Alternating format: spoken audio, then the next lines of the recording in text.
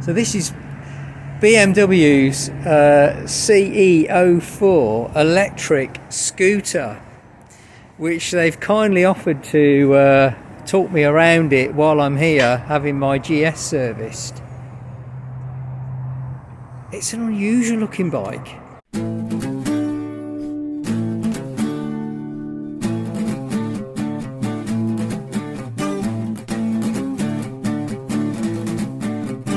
So this bike itself, it's a keyless bike. Okay. So as long as you got your key in your pocket, it will start up. Just need to press that button there. Okay. And then it will bring up all the dashboards. So this is a 10.25 inch screen. Yeah. So as you can see, it displays you the battery as well, and it shows. Right. So it's showing us there. I'm hoping the camera can pick it up here. Yeah. Oh, there you go. Yeah, it's picking it up. So on here you see that the battery is 100%. Yes.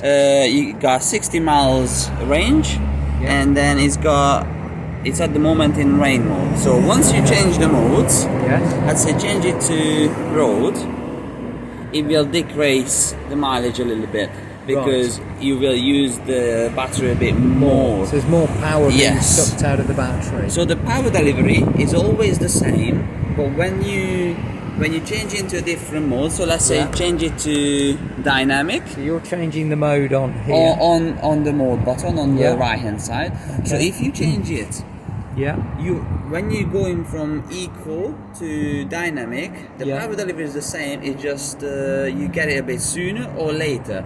So on eco, the power delivery will be a bit later, but on dynamic, it's instant. Right. Okay. I'm being like you were referring to earlier, like the Tesla.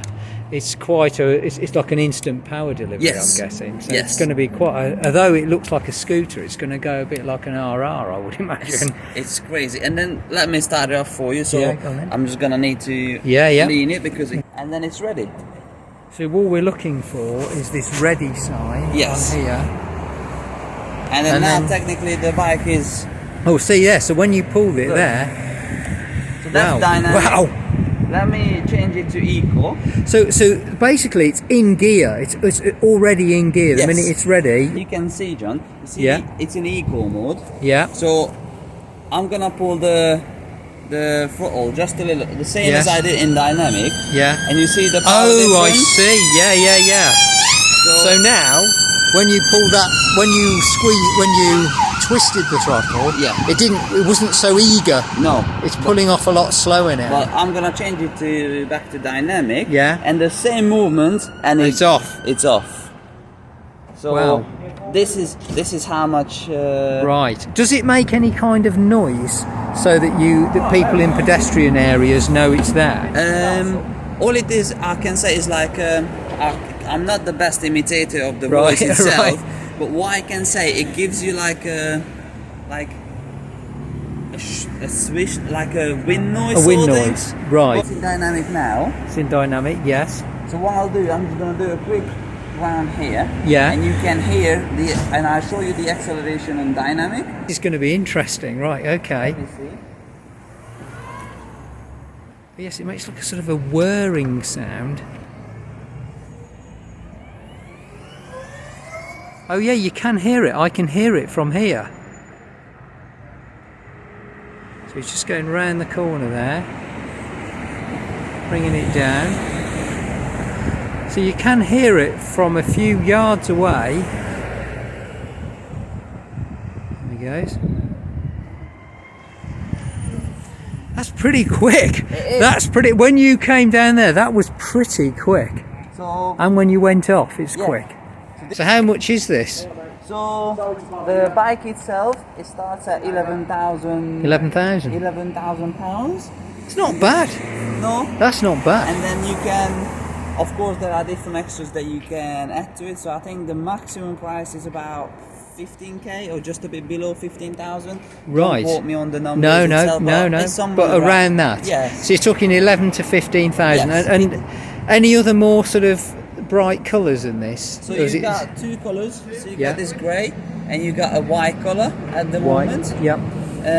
You can find these on our website as well. So you can even configure your own bike Right. So what you can do, if you go onto a BMW website and you go onto configurator and you select this bike, yes, there are different options that you can select. And although my camera doesn't pick it up very well, you can actually see very clearly that screen there. It's very clear and easy to read. And I think we can even change the brightness as well. Yeah, so we've got lots of settings on here.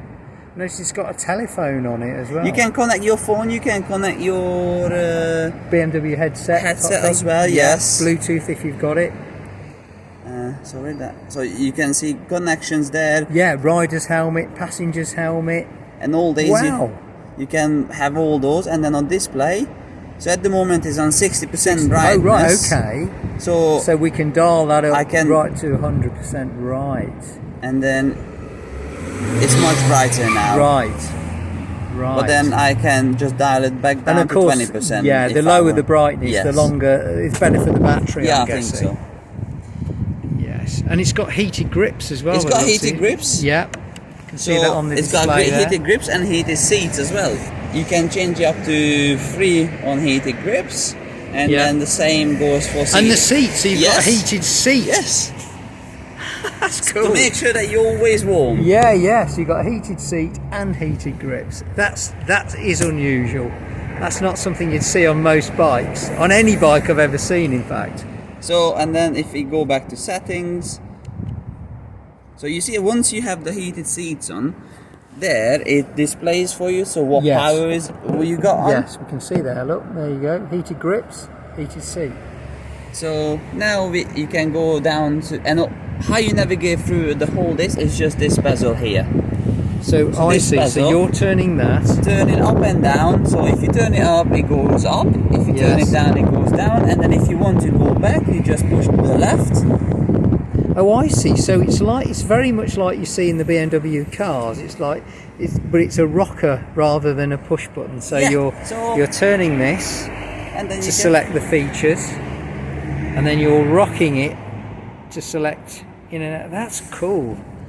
That's very nicely done. Everything is on your fingertips. So when you're riding and you need to change something, you can do it. You can do it straight off your left hand. Yes. Whilst your hand is on the handlebars, you can just go in and do it. And also you got a reverse option on this bike as well. Oh right. So this button here is the reverse option. So let me demonstrate it to you. Right. You just need to keep holding on the reverse button. Yeah. And just pull the throttle. Right. So you're holding reverse down whilst pulling the throttle. Right. And then if you let it go, it goes back to normal.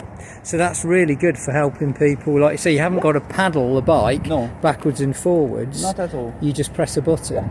The heating. Yeah. You can just change it with the button here. Oh right, so it's got a heating. Is that heating just for the handlebars or both? It's for both. For both. Okay. So you can bring that up. Oh, I see. As soon as you press it, look, and then it goes into heating straight away.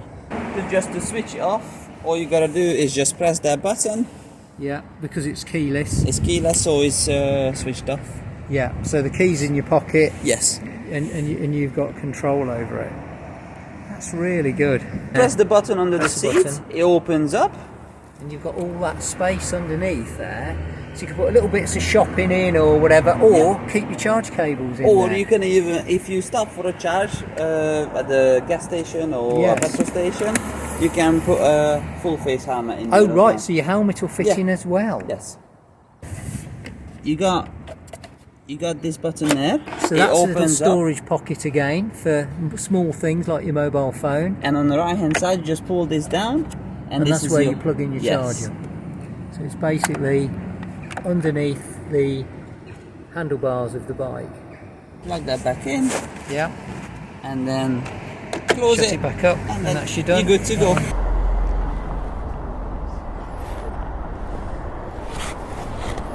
Right, this is going to be interesting. First ever ride on a 100% electric vehicle. There is no foot brake on this. So, right, I'm just trying to remember. Okay, it says ready, so I basically push this button here, which is usually the engine stop start button, and yeah, we can feel some power coming through now. I've got it in eco mode. You really don't need to use brakes with this because it's almost self-braking. This is weird. This is very, very weird. The first thing I'm struggling with here is brakes. You see, on a normal bike, when you take your hand off the throttle, it sort of decelerates, but not at the rate this does.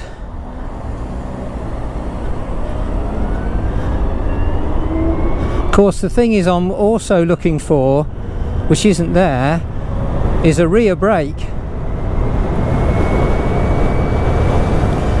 So basically what you've got to get used to on this, I'm just going to go left here, I think. Basically what you've got to get used to on this is the fact that there's no gear change, there's no rear brake,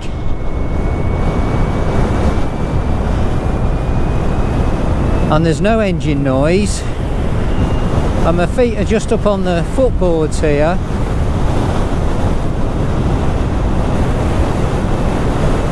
No engine sound. The one thing I did do was leave my earplugs removed, so my earplugs aren't plugged in, because I haven't got a lot of engine noise, so I don't need to worry about engine noise.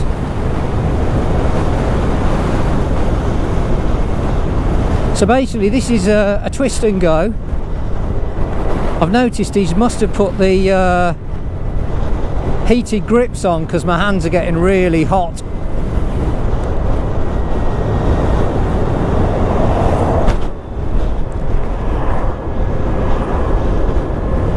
If you're used to riding normal combustion engine bikes, this is a weird experience. It's a whole new thing. I'm guessing though, I've never ridden a normal twisty scooter, so I'm wondering whether if you had a scooter, whether this would actually be quite familiar to you, because I don't have scooters.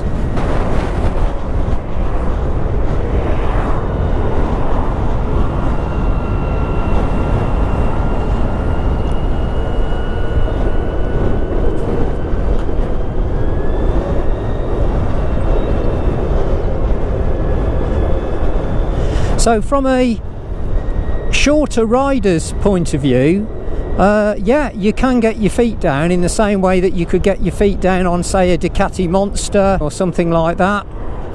So yeah, you can get your feet down. I'll be honest, I'm really nervous. I feel like, you know what I mean, I'm nervous because I'm not used to how this bike actually goes. I got caught out a little bit back at the island when it suddenly braked very, very quickly, harshly, because of course the battery powered engine has got heavy engine braking, which I suppose is regenerative braking. That's got something to do with it. Tell you what, let's go round this corner here. So straight away, as soon as I'm off the throttle, the bike, it's almost as if you're putting on a rear brake as soon as you get off the throttle. I'll be honest, I'm struggling a little bit. It's just familiarity, I guess. That's all this is about. If we keep in mind that this is just a commuter bike to get you in and out of a city, then it's perfect. But yeah, from a point of view of someone who just wants to commute, needs to be able to comfortably get their feet down. I've only got it in eco mode. I told him I didn't want it in anything other than eco mode, because I didn't want the thing suddenly blasting off and getting me into trouble for something, you know, considering I'm not used to it. It's very comfortable, I will say that. It's very, very comfortable. once you're up and moving. So with a range of 70 miles, obviously all you're going to do is commute, basically. See, it's interesting, when I come to a stop like this, I'm not using the brake at all. It's just stopping. It's stopping by itself.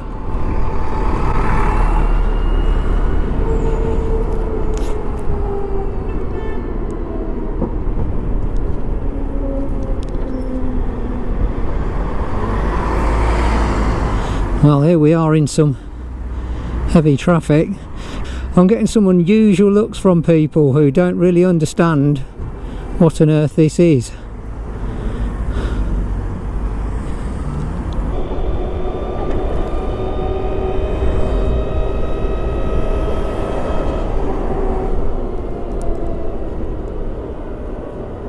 I think people can, it's interesting, people can hear you sort of coming towards them. It does make this deliberate sort of electrical sound. This is a really good test of not dropping it.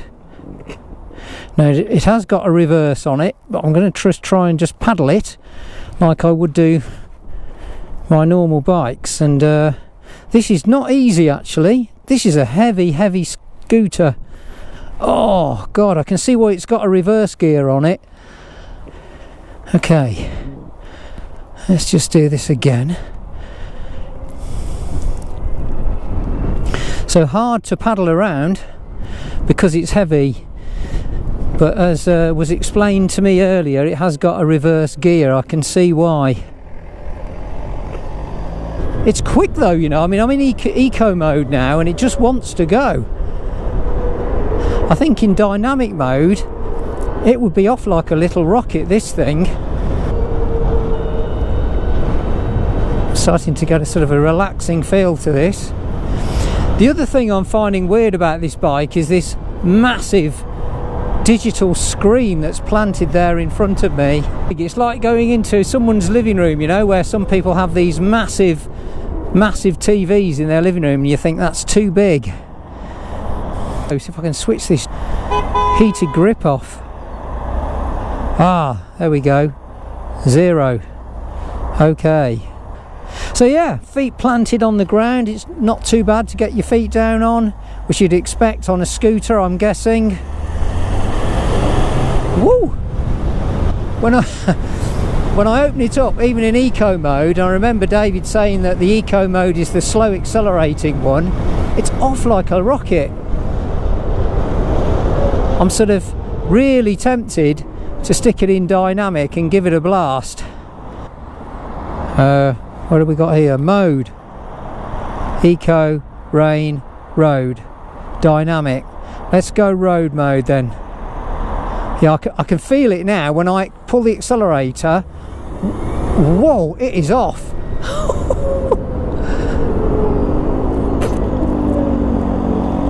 When you pull the accelerator, this thing is off. The other thing I've noticed, very interesting, when you're not in eco mode and you take your hand off the throttle, if you like, it doesn't decelerate like it would do in eco. And I'm guessing that that's because in eco mode you have regenerative braking going on, whereas in dynamic mode you don't. Woo! My goodness! Yoo-hoo! Oh, watch out for the speed cameras here. Speed limit is a limit, not a target. Right, I don't know what the speed limit is along here, so I'm going to head back.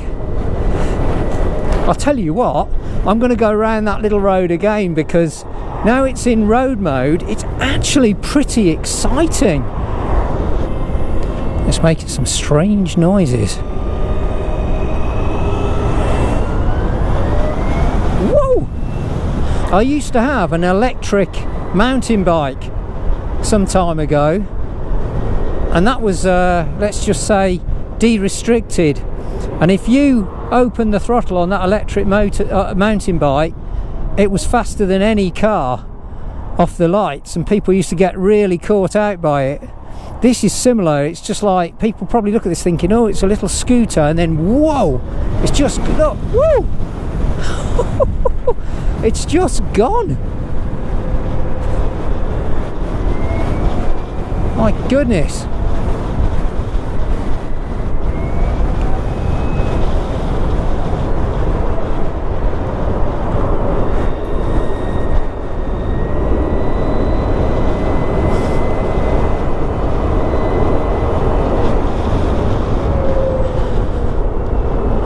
It's a quick little thing, this, I can tell you. There's enough power there to get you into trouble, actually. If you're in dynamic mode, there is enough power to get you into trouble. Look. Woo! It's one of those bikes where, as I say, people pull up to the lights and think, oh, it's a little scooter, and then suddenly, wham, it's off.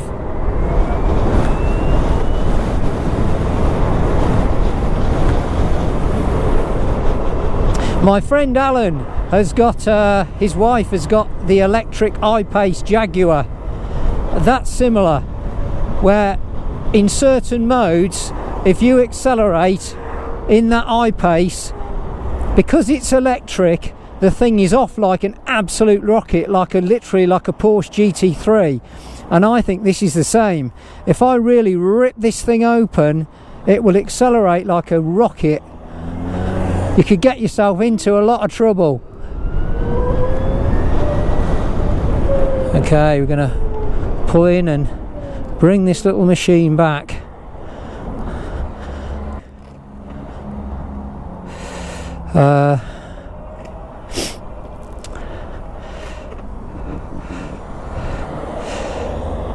So, what was it like? Well, I think this bike could be a really thrilling thing to ride.